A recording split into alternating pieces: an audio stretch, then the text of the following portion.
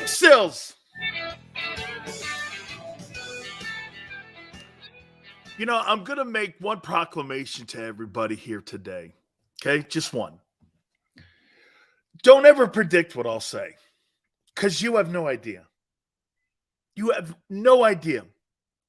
You may think you do, but you don't. It is a football Friday. We are packed, and the amount of content today is off the chain. Absolutely off the chain. I do want to start by making sure, because this is the final day, that you can be part of our great contest. And that is with our friends at Hooters. And Tony's going to put a code word up throughout the 4-hour show. All you have to do is identify it, send it to that email, Sileo Show at gmail.com. We will announce the winners like Nick and Israel were with our friends at Hooters. And we'll do that on a football Monday coming out of a week 5 of the NFL and also the Eagles versus the Rams at SoHi Stadium. All right. Before we get kicked off here, I do want to say this. This is a football show. That's the centerpiece of it. It's a football show. And I cannot start this program out with a 10-second conversation about Dick Butkus like last night's NFL on Prime did. I thought that was embarrassing. Butkus is one of the most important men, players, figures in pro football history. And to spend 10 seconds on it in the first half and not to really make it the centerpiece of that game last night. We'll get to the game. I know the game kind of told me something just the same way when I watched the Giants the other night versus Seattle. It told me a little bit something about the NFC East, and it told me something about really the division itself. So we'll get to that. But make no mistake about it, Dick Butkus was one of the most intimidating and one of the most iconic men in the history of the National Football League. And I want to take you back a little bit here. Historically, today in the NFL, the quarterbacks are the centerpiece of many of the franchises in the NFL. They're the faces of the franchises, right? They're actually the faces of the league, these quarterbacks, because of the amount of money. You have to remember something. In Butkus' era, there were really 4 men that personified football cities in America. It was Butkus in Chicago, Sam Huff in New York, it was Nitsky in Green Bay, and it was Concrete in Philadelphia, Chuck Bednarik. Think about the time. Think about the era. Think about what those men were to places like Philadelphia. One of the most revered championships in Philadelphia sports history is the 1960 title. I know you guys won championships in NBA with the 76ers. I know you guys won World Series. But at the end of the day, those cities that won NFL championships and some of the iconic East Coast cities were represented by the Mike linebacker. Would you agree?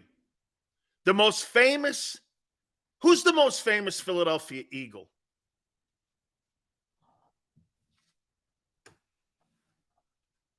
You think Reggie's more famous than Bednarik? He's a better player. Is he more famous? Who's the most famous Eagle? Who's the most famous Bear?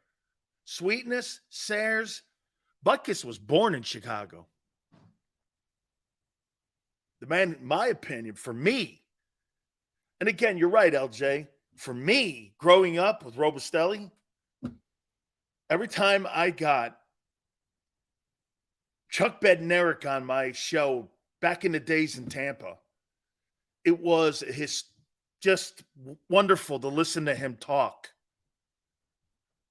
I mean, you got to remember the NFL was represented by those men. And it's a generational thing. Most people today would say Reggie. Okay. And Tone would say Dawkins. Right. This is not an exercise in right and wrong. This is an exercise probably more so in generations. That's why Butkus was so important to the NFL. He personified that city. Wasn't his winning. They had 2 winning seasons out of that 1965 draft where you had Sayers in it. Okay? You had Gale Sayers and Butkus, and you had 2 winning seasons, and the coach was George Halas. Incredible lack of success with 3 of the most iconic people in pro football history. That shows you what their personalities and their greatness was more about. I mean, Joe Thomas, people talk about and revere him. Think about being Butkus and Sayers and being George Halas, and you're not winning a ton, but people still revere you. I can't start my show out by not honoring and talking about Dick Butkus. I've met Dick Butkus numerous times. I posted something on my website, a gift he gave me years ago, because I vote on the Butkus Award. And I had a chance to meet his son. His son played at Illinois also. And so I've been friends with the Butkus family probably since back in the day when Andy introduced me to him. So I've been friends with Dick Butkus a long time here too. We're going to get to the games here in a second. I'm going to ask you a question here about Jalen Hurts here in a second. It's not anything. It was a question I was asked today by the NFL Network. Hey, Big Sills, I think the reason Eagles didn't call for Eric Bieniemy, he doesn't do RPOs. Could be. Plus, I think he has just leaned on Andy too much, in my opinion. I think it showed he has a lot to learn also. I think a lot has to do last night with that game with Washington is the fact that Washington's offensive line. And by the way, it's a short work week. And can I say this to you? Isn't it always seem that the team that has to travel the previous week and has a short work week never shows up to that Thursday night game? Is that just an observation, or am I making more out of that? It just seems the team that travels and has to show up on that short work week, they just seem to have no gas. There just seems to be no energy, man. You know what I mean? I didn't really think that they showed up on Thursday night last night. It just looks to me that if you have to travel on the road and then you have a short game the following week, it just looks like no matter if you play it on the road or you played at home, it just looks like you don't have a lot of gas. Okay? Yeah, because it takes you off your rhythm and stuff. And it always looks to me like one team doesn't show up to the game. I know, just an observation. It's just because last night Washington was terrible.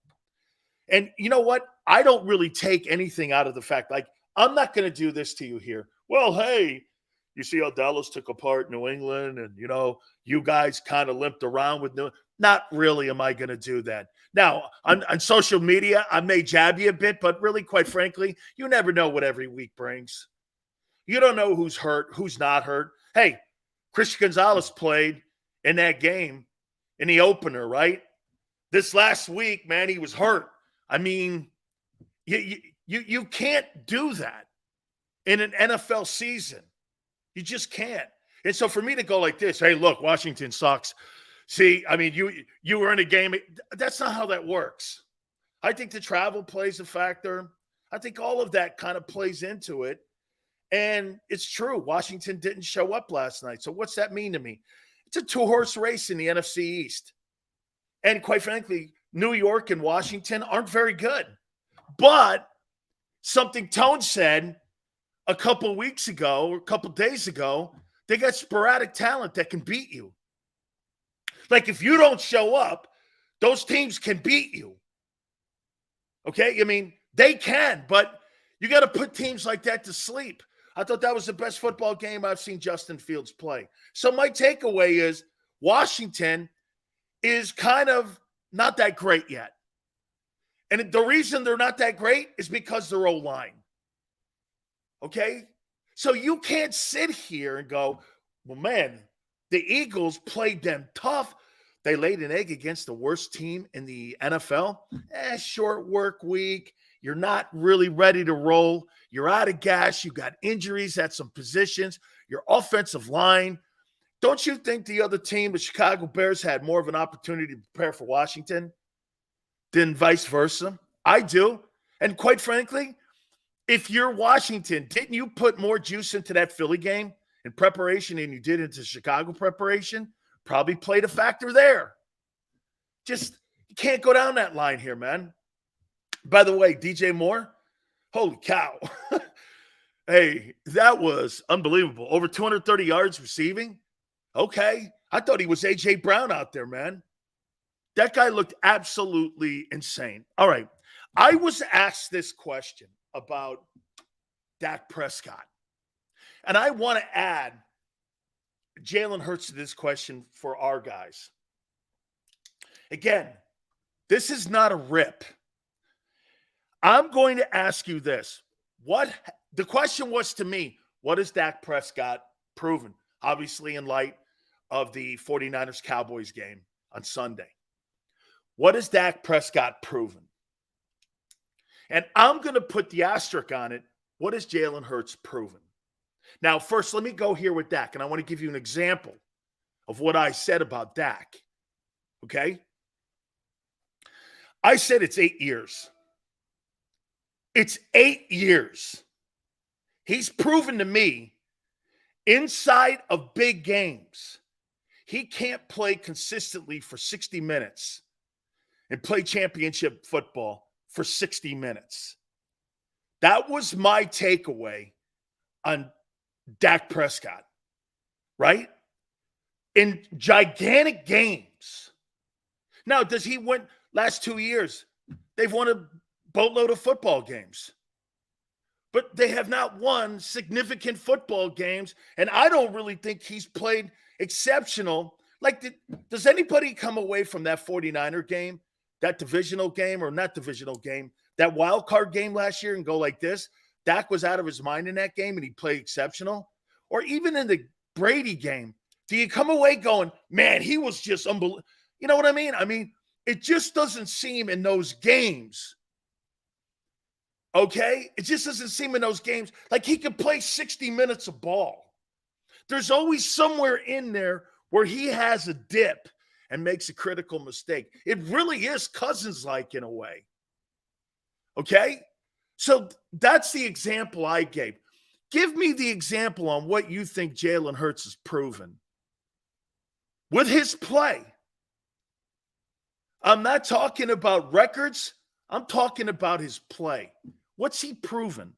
Again, I just gave you the example of Dak. I don't think Dak plays good in big, giant games for the full 60 minutes. I think there's a dip somewhere in there with him.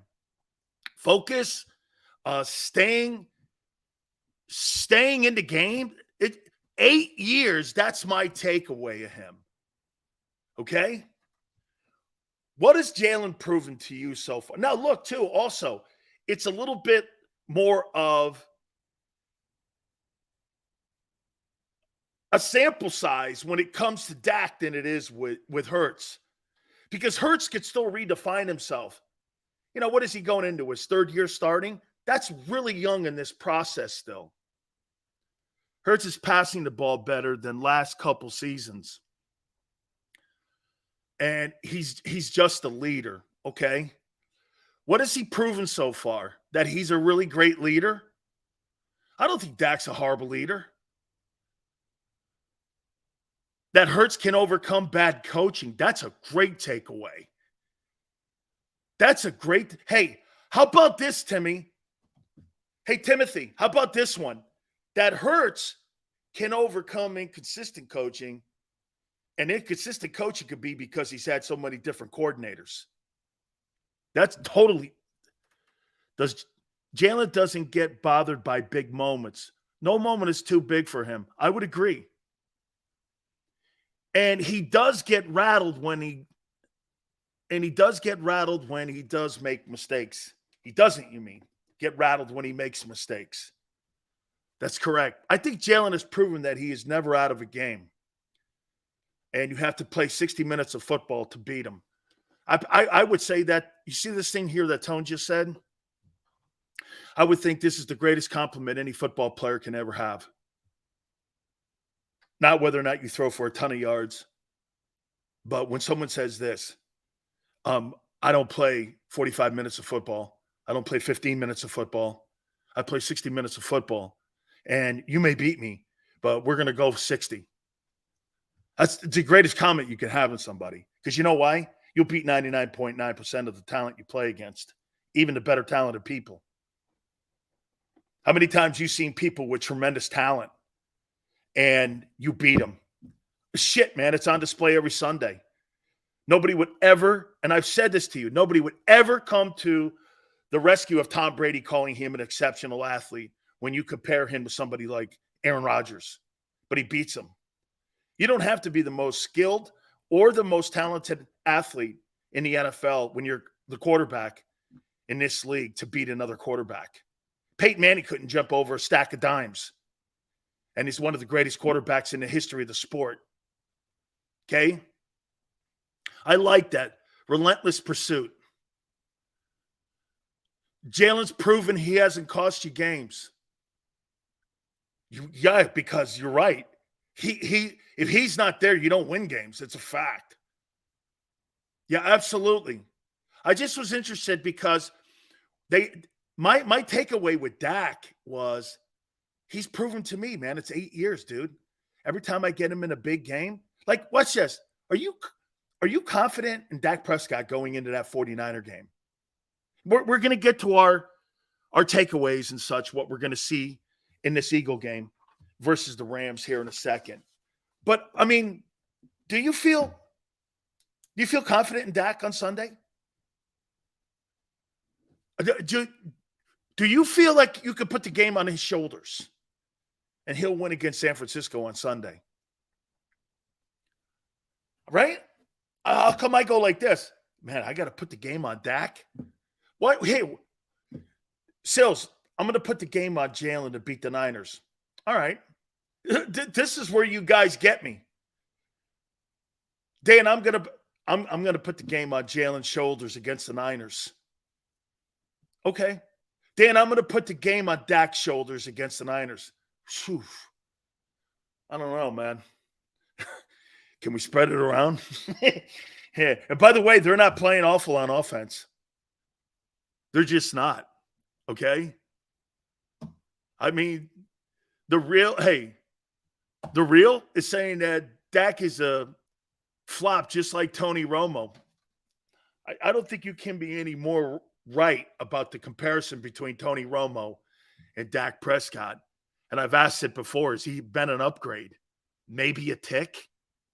Because Prescott, I don't think Dak turns the ball over as much as Tony. Enough of that game. We'll get to that game here in a minute. But I just wanted to throw that out there, that it's important that we recognize Butkus, and also that I was asked a question about Prescott, and I wondered how you would look at that. And I agree with you.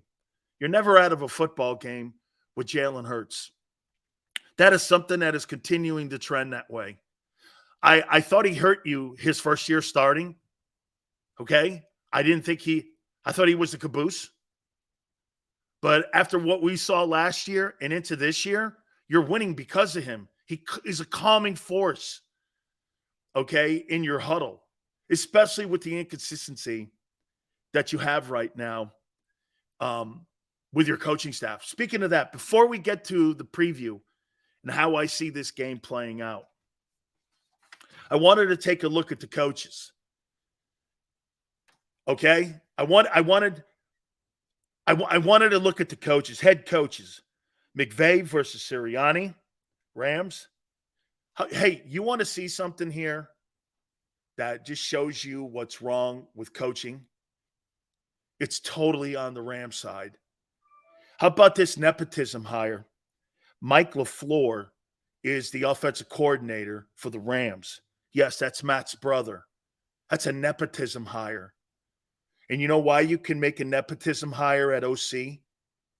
Because Sean McVay's the play caller. He's just a clipboard holder. That's a nepotism hire. That guy's not the real OC. You think that guy's the real offensive coordinator in Los Angeles. Okay? That's a nepotism hire. What makes him qualified? Because he's Matt LaFleur's brother. And you know how he got the job? Sean McVay? Because John Gruden hired Sean McVay as a ball boy, then a quality control guy in Tampa because John McVay was an area scout for the Bucks and the Niners. And they were all kind of in cahoots with one another. This is why hires like that, you look at him and you go, he's a nothing on that staff. He's a nothing. And it shows you clearly that Sean McVay picks the coaching staff in Los Angeles and Nick doesn't. In Philly, Raheem Morris is a spectacular hire. And what does this all have in common? Here's another Buccaneer connection. Raheem Morris was in Tampa when McVay was in Tampa. When McVay was the quality control coach for John Gruden in Tampa, Raheem Morris took over as head football coach of the Bucks, and he kept Sean McVay and elevated him to quality control coach.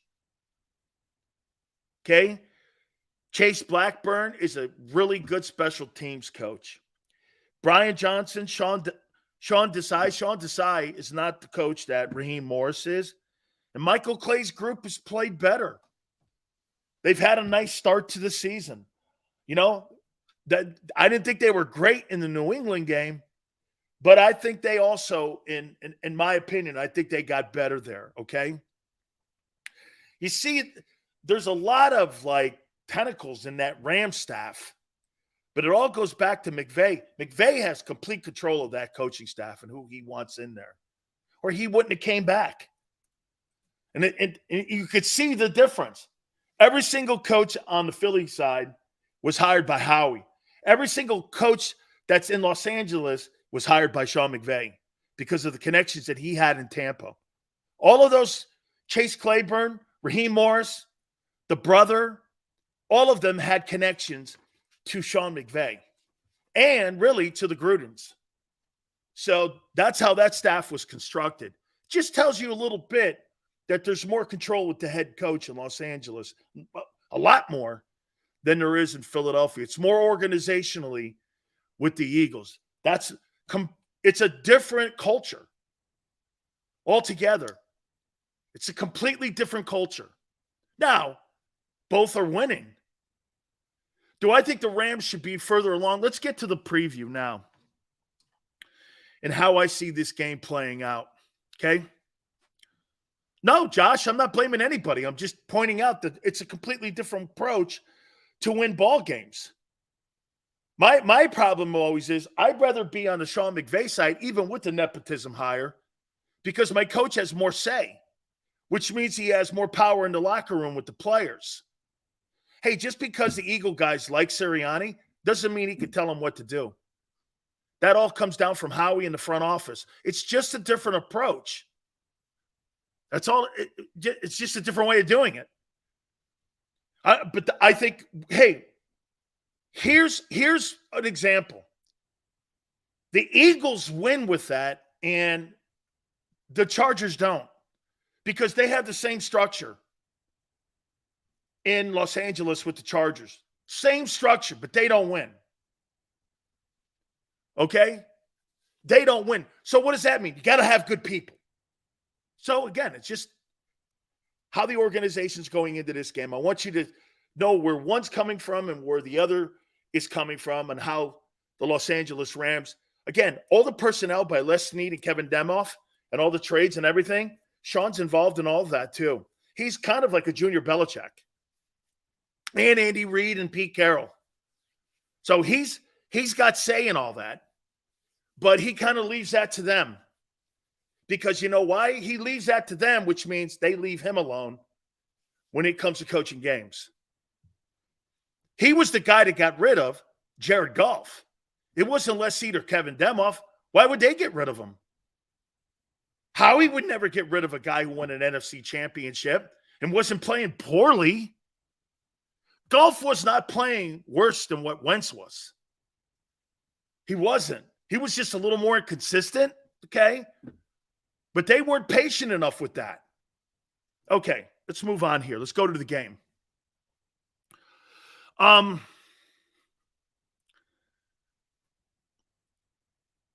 Eagles on the West Coast trip to play the Los Angeles Rams at SoFi Stadium.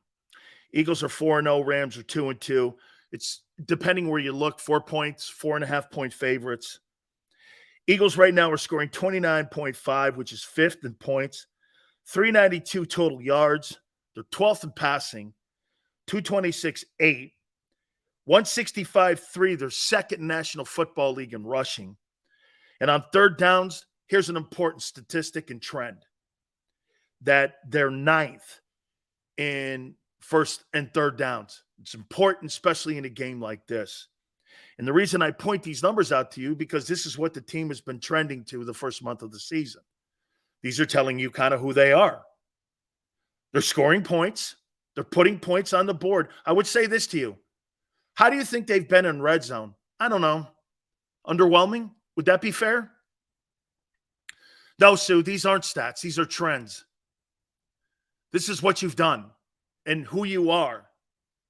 You're trending this way. You're trending. This is what you are doing on a week-to-week basis to win. How do you guys think the red zone offense has been in the first month? I think it's been, if I'm using a word, underwhelming. I think they've got to score more points when they get into the red zone. Not kicking field goals. You can't have your kicker, your player of the month, because he's been winning ball games for you. That's the lack of not scoring in the red zone. Okay? Timothy, I wouldn't say terrible. I just use the word underwhelming. Okay? Just underwhelming. I think it just has to pick up a little bit. Philly D gives up 22.5 points per game, which is 16th. Middle of the road. That's not horrible. That's not horrible. 22 points a game. You'd like to give up 19, 22? You know, today's NFL, middle of the road. First month of the season. That'll get better. That'll get better. You're giving up 323.8 yards per game. That's what you're trending at the first month, which is, I believe, 16th. Your pass defense is ranked 27th. And your rush defense is ranked 3rd, 63 yards. Tone says red zone offense has been disappointing. Okay. To me, it's been underwhelming, man. I mean, you got to get in. When you have the number 2 running attack, National Football League, got to get that thing in there, man. Okay? You got to get that in there. You can't be settling for field goals in games that are going to be really good coming up here soon. This is like your preseason, your first month of your year so far. You're playing underachieving teams, not very talented teams, Washington, Minnesota. The teams that you've played, not one of them will make the playoffs. Maybe the Bucks. Maybe the Bucks. The Bucks could be the team to beat instead of New Orleans in the NFC South. It'll probably come down to those two. Here's the Rams now. And here shows you a little bit of some of the woes that the Rams have coming into this game. Rams are averaging 24.5 per game in the first month of the year. They're 392.8. They're 4th in offense. They're almost a complete flip-flop of who you are. They're averaging 288, 289, which is 2nd in National Football League in passing. You're playing against the 2nd-best passing attack in the NFL on Sunday versus the worst or the 27th ranked. Keep those two in mind as we move forward here. The Rams are 2nd in the league in passing. The Eagles are 27th in pass defense. They're averaging around 104 rushing, which is 18th. Not horrible, good enough. They're 8th in third down completion percentage. What was one of the things that was a key for Washington to stay in that game versus Philadelphia last week? They were converting on third downs. This is the 8th best team in the league on converting on third down. Rams defense. Red zone, for God's sake, showed something different. 2 back sets or 2 ends. I told you it's predictable right now.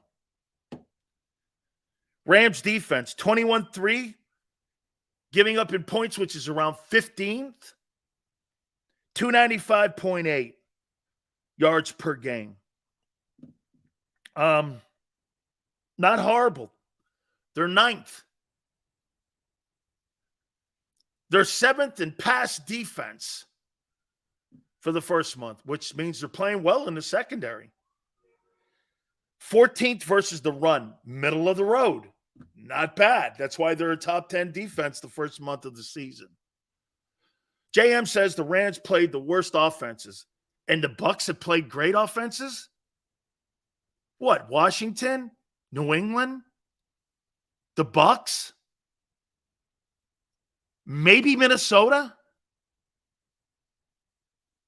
Crazy? Who have you? When people say those things, you don't reflect back. Don't worry about that, because you can use it right back on who you've played. If you use that same metric, you can't not apply it to you. Makes no sense. Geno Smith, they went up there and pounded him. Hurts in the offense. This is what I would say in this game on Sunday. Just be patient, man, with who you are. Be patient. And that means the coaches. Don't get away from something that you know you are and stick to it. Run the damn ball at them. See, I don't think they have the confidence on a consistent week-to-week basis that DeAndre Swift's not going to not get hurt. Let me say this to you, and here's where I'm going to go. If they're telling Jalen Hurts to get down and slide, why wouldn't they be trying to preserve DeAndre Swift and his running and making sure that he's there for them in week 17 also? If they're in the market right now looking for another back and they haven't even activated Penny, what would make you think that they're not looking at the same thing with Swift? Because he has a history of not finishing seasons or playing the totality of games in a season. Okay?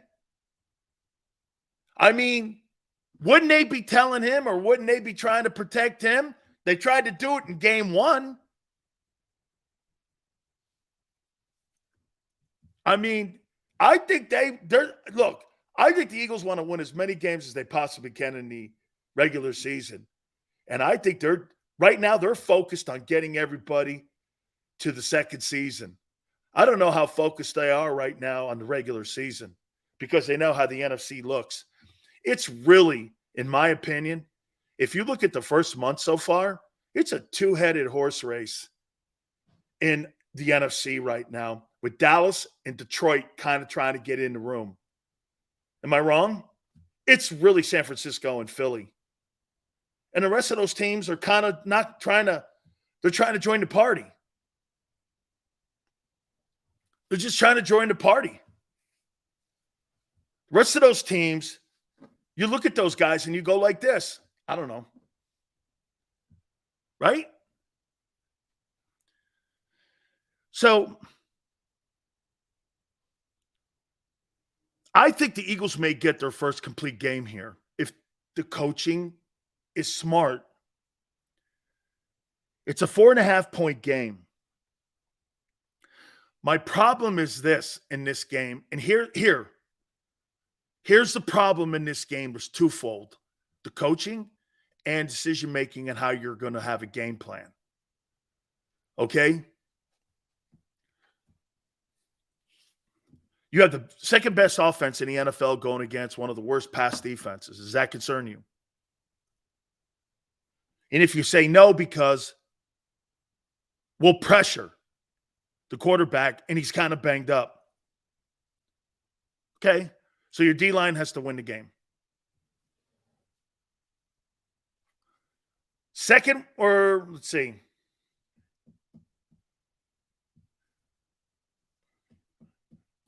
Fifth worst defense in pass coverage in pro football are the Eagles. You're not worried. And they're the second best passing attack. They're the second best passing attack versus the fifth worst pass defense. You're not worried. You think your issues are not as big as the Rams' issues. Is that how you look at this?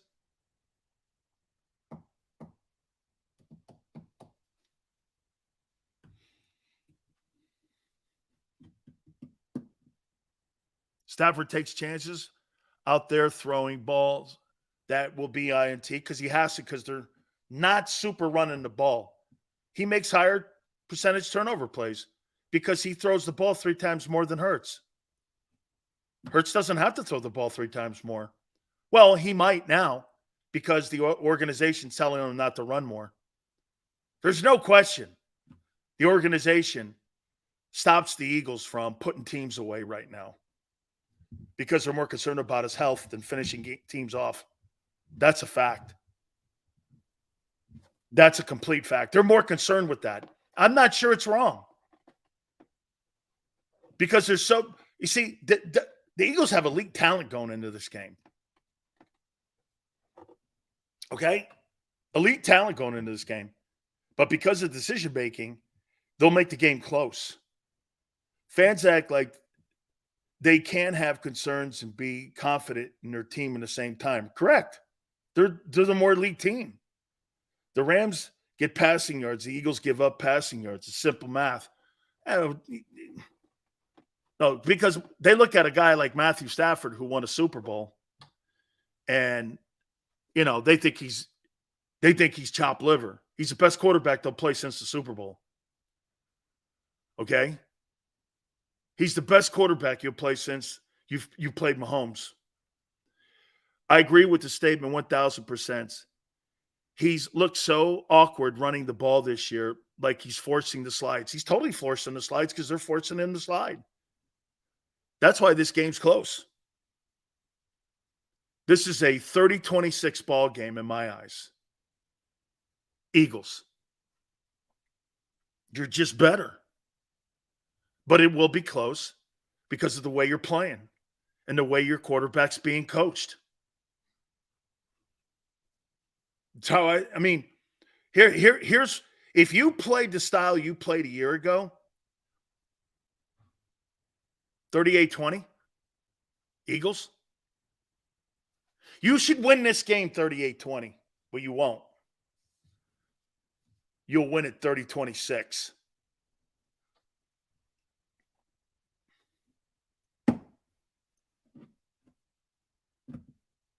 What I just said, I'm sure everyone disagrees. If you played like the style and you took the harness off Hurts, he'd win 38-20. But since you won't, it's 30-26. What game have you beaten a team by 16 points, dude? Isaac, what game have you beaten a team by 16 points this year? You've given up 20-point leads, and you've given up 16-point leads. Where in your right mind do you come off saying that you're going to beat a team by 16 points when you've taken on teams that aren't really that hot? Maybe the Bucks. Maybe the Bucks.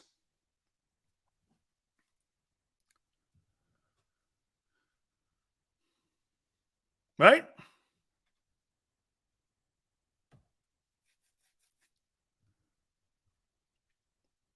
$38-16. Where have you dominated this year? Tampa? Okay. Okay. You think the Rams are better than the Bucs?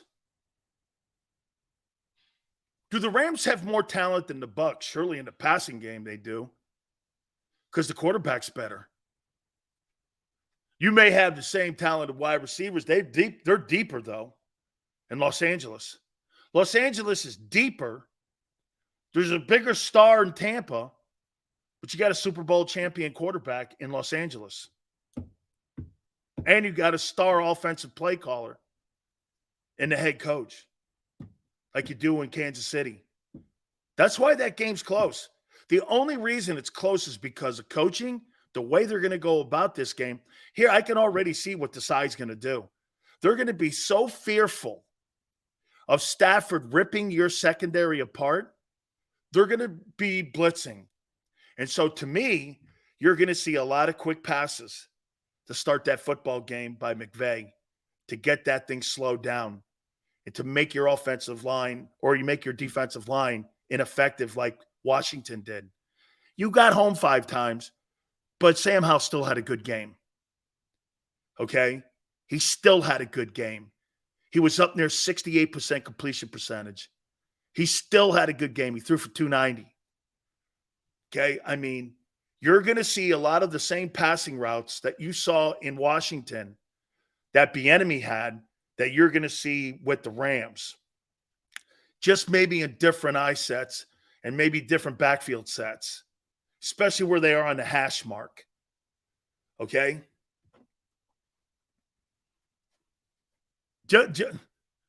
You told us after Jalen Hurts got hurt last year versus the Bears that coaching staff was going to – yeah, I did. And I will say this to you. It's true. I did say I'd like to see Jalen run less. Well, if you see Jalen run less, you won't win. There's no sense of paying him $50 million. This is your guy. Whether he pays 5 years or 10 years or 15 years, this is who he is. And if you're going to go with that and ride that, I would never. Because I don't think there's a high ceiling. There's never been a high ceiling for dual threat quarterbacks. There's never been. And for me, if you're going to go down that, which you have and you've chosen to, this is your guy. You can't, like Vermeil says, take that part of his game away.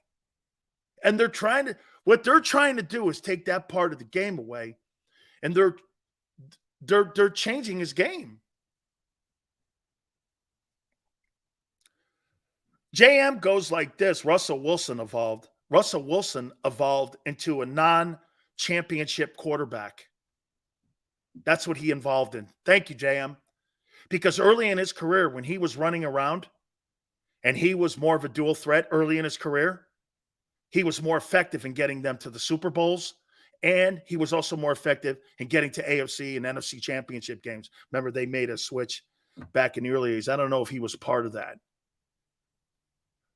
But at the end of the day, the more he evolved into a passer, the less they won. He won a Super Bowl as a dual threat guy, not as a passing quarterback. You're right. He evolved out of what he was.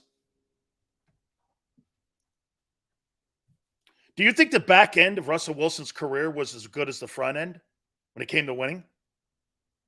The games that mattered? Show me. Seattle didn't want him to change. He wanted to change. And in his quest to change, he changed his game. That was more the quarterbacks doing than the organization. They didn't want to change him. He wanted to last. So, put up some empty calorie stats later in his career, made a ton of money, and has no winning to prove for it anymore. Those teams struggle now with him at quarterback.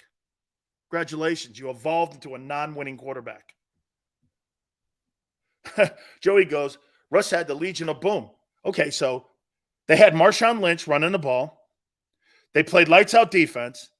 And they had a quarterback who wasn't really the leading centerpiece on that team, taking teams to Super Bowls. Russell Wilson was carried to Super Bowls early on by those components. Russell Wilson was never the same quarterback once they lost Marshawn Lynch. Don't kid yourself. He became Dak Prescott and Kirk Cousins. You could paint it any way you want, but did he do the same winning he had when he was winning that style of ball back in the day? Don't let that happen to Hurts. Sliding early, trying to make him a pocket. You'll have more empty calorie stats than Russell Wilson and Kirk Cousins. You keep doing this. You're changing this guy into what he's not. Same thing they did to Wilson. I get the fact you want to keep him around.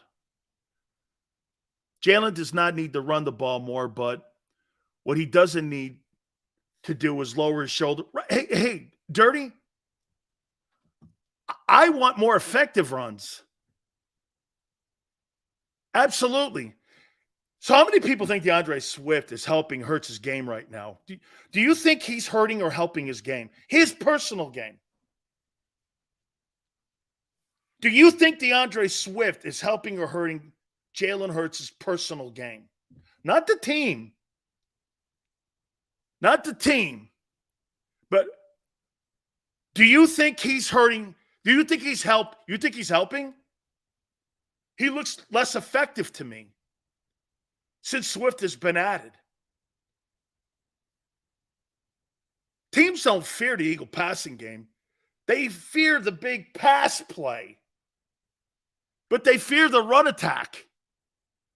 Everything comes off that run game. Dude, seriously, when you prepare for the Eagles, I'm not thinking about how many yards you're going to throw on me. I'm thinking about how many rushing yards you're going to run on me. That is a defensive coordinator's nightmare. Dude, you throw for 400 yards, 500 yards, I'm still in a ball game because that means you're going to throw the ball 100 times. You're going to have at least four 3 and out somewhere in there, and I'm going to get back into the ball game, and we'll be good. Shit, you played against Tom Brady, threw for 500 yards and lost. But when you have a team run for 200 yards on you, there's no chance of winning because you don't get the ball back. Hey, when a team runs for 225 on you or 238 on you, you know how that feels? You probably get the ball twice in the first half, twice in the second half. You may have 6 total offensive series, max. So in those 6 times you touch the ball and you get this ball, you have to make 28 points. The chances of that happening are limited. Personally, I think DeAndre Swift's hurt Jalen Hurts' game.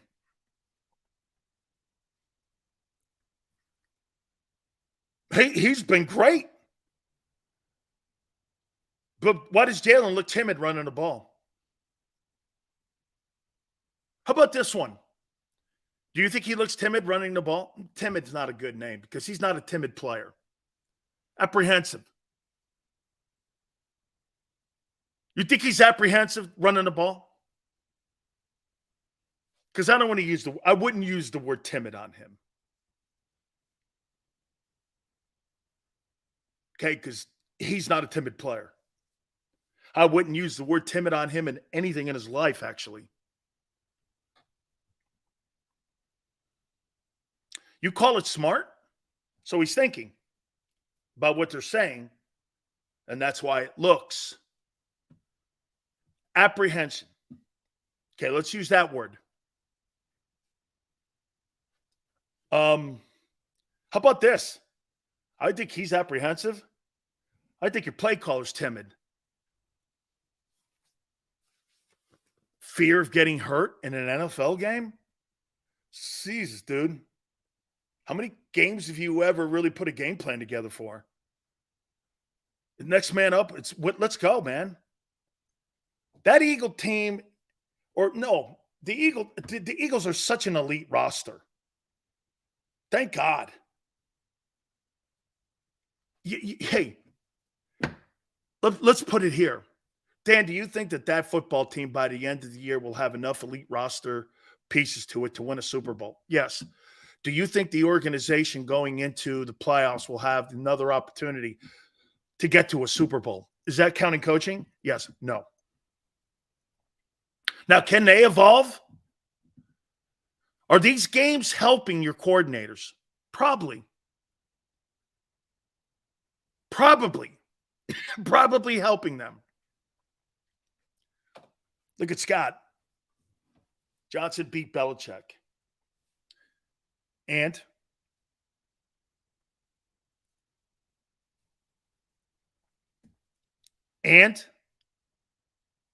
are you suggesting to me that you think that Brian Johnson is smart enough to beat Andy Reid in a Super Bowl?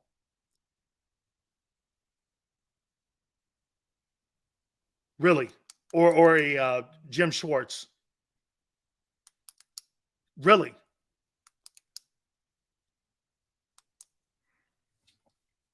You can't look at it like that. They got lesser talent in New England. I'll put it to you this way. If Bill Belichick was the head football coach of the New England Patriots and Brian Johnson was the offensive coordinator in New England, they'd have beat that team 50-0.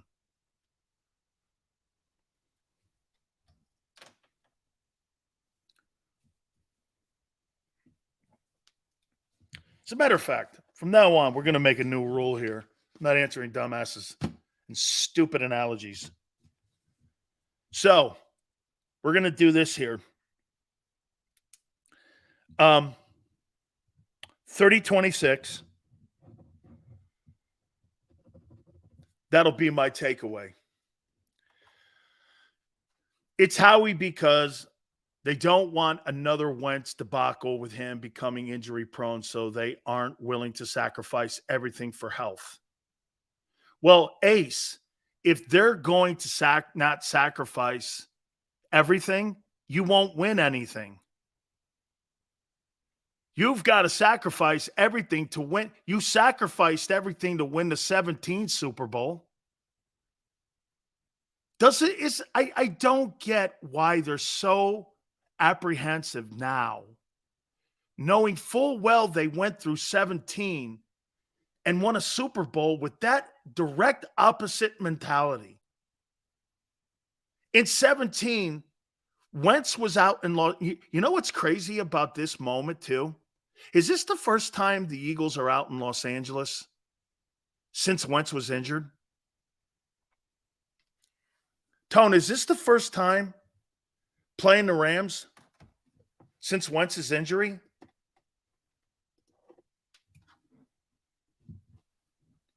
So this is the first game. It's not at the Coliseum. This is the first game that the Eagles will be in as an organization since Carson Wentz's injury, where he played that last series and scored on an injured, then got up off the ground and walked into the locker room. I'll tell you what, man, I did like that. Didn't he finish this?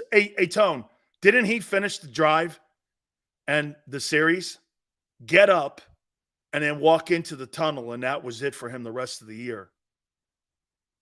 Didn't he do that? I thought I remembered that.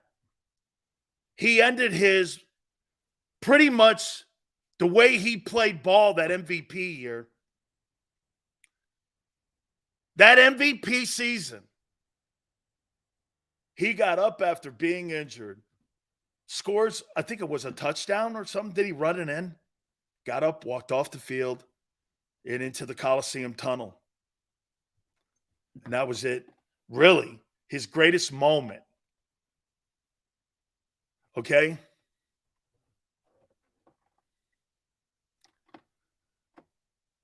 Back then, when Wentz tore the ACL, he got up, continued the drive, then threw a TD without moving his feet. It was like, this dude is a monster. I tell you what, dude, it never got better for him, obviously. But that is gangster. That is gangster. Let me finish it. Okay, I'm done. Coaching was far superior in 17 and even had a change to fit Nick. They did too. Whew. That's got to be Carson Wentz's greatest moment as an Eagle. He's getting up and finishing that drive throwing a touchdown on an injured wheel. Swift is oh, yes, Mark. That's a great take. Swift is benefiting from Jalen Hurts' threat to run as defenses are holding the totally. Mark, absolutely true. Absolutely true. Swift is completely benefiting from the fear that people have. I don't fear DeAndre Swift. I fear that guy. I fear Jalen Hurts. Oh, absolutely true. That's my all-time favorite Wentz moment, despite the injury. Whew. Dude, look at the two greatest moments, not to reflect back, but since you're going back to LA, look at the two moments in that year. Wentz finishing that drive in Los Angeles pretty much gave you home field with that win. You win that game, and then the Philly in the Super Bowl will never be forgotten. And I know you guys don't like Carson Wentz and you don't want to bring the name up, but you'll never forget that drive. That's one of the greatest drives of all time by an injured player because he won. Sean McVay confirms Cooper Kupp is good to go versus the Eagles on Sunday. Damn! Hey, man. 30-26 versus the 27th ranked defense. Man. Joseph, what do you think, man? Cooper Kupp's playing. Woo, man. Damn. Kupp is going to make a break for who wins. Can we stop him or not? Who covers? Okay, so who's covering? I can't say the kid's name and I won't try. Who's covering the BYU kid? Bradbury. Okay. Slay's got Kupp or no? Who are you putting on Kupp? Then they got another kid there too who's doing pretty decent. Damn. Oh, my Lord, man. I don't know here. Dude, so you got Cooper Kupp, the BYU kid, that other dude that's playing well. Who's their tight end, Tone? Is he anything?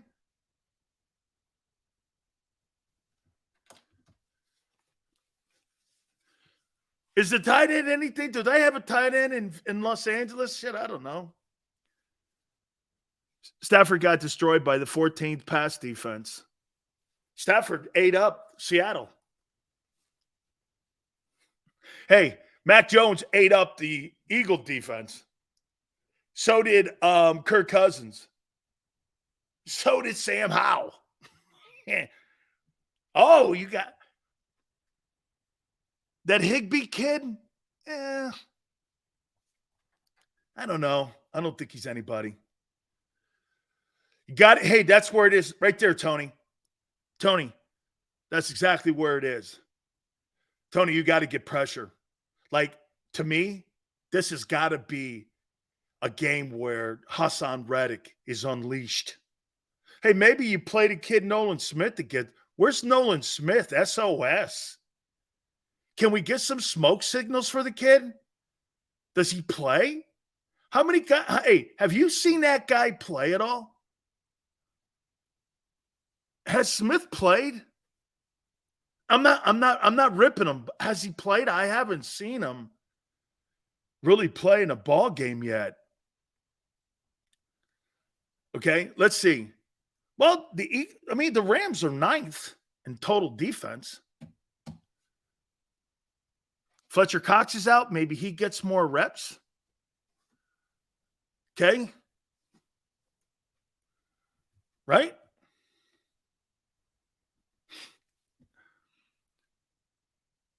Man, that's crazy great.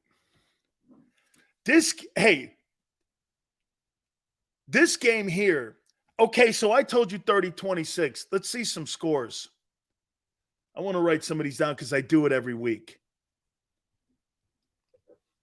Yeah, Jalen Carter gets a start. You're going to have Jalen Carter and Jordan Davis starting. 49-42. Well, that favors the Rams. 31-19. 28-10. You give up 23 points a game, but he go 10 versus second best offense. 36-33. Damn. Tone's going over the over because I think it's 50. 36-33. Woo! Eagles. That Eagle pass defense has me shook. And now, with Cooper Kupp coming in.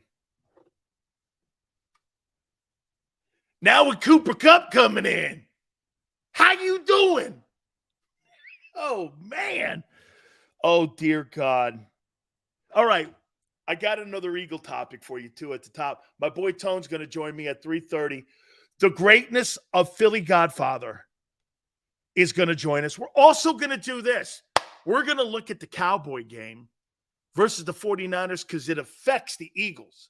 Like I said, my prediction, guys, I'm gonna tell you, hey, my prediction, I said Dallas and Buffalo would make it to the Super Bowl. I do think that Dallas is trying to join the party of the 49ers, okay, and the Eagles. I do. I think you two guys are the baddest dudes on the block. You're the two baddest dudes on the block. Okay? I want to look at that. Another Eagle topic here. Don't forget our great friends at Hooters. The official sponsor of the National Football Show. We so appreciate you guys being part of it. And with all the football going on this weekend, my friends, I cannot wait. I cannot wait to have all my friends go into one of the 7 Northeast locations by going to northeasthooters.com. You'll understand what I'm talking about. The places are packed. My friends at King of Prussia, great schedule. We kind of move things around a little bit. We're going to be showing up real soon. Look, if you don't want to go into any one of the places, do me a favor. Order on the app, hooterstogo.com. That's hooterstogo.com. The iconic Hooter girls will bring the food out to you. You'll understand what I'm talking about with some of these great 40-year traditions. Buy 10 wings, get 10 boneless free. Wing Wednesdays, 1983. That is the year the place was founded. Look, football and Hooters. What better can you have during the fall? Northeasthooters.com. That's northeasthooters.com. And when you go into any one of the locations, do me a favor, tell them Big Sil sent you.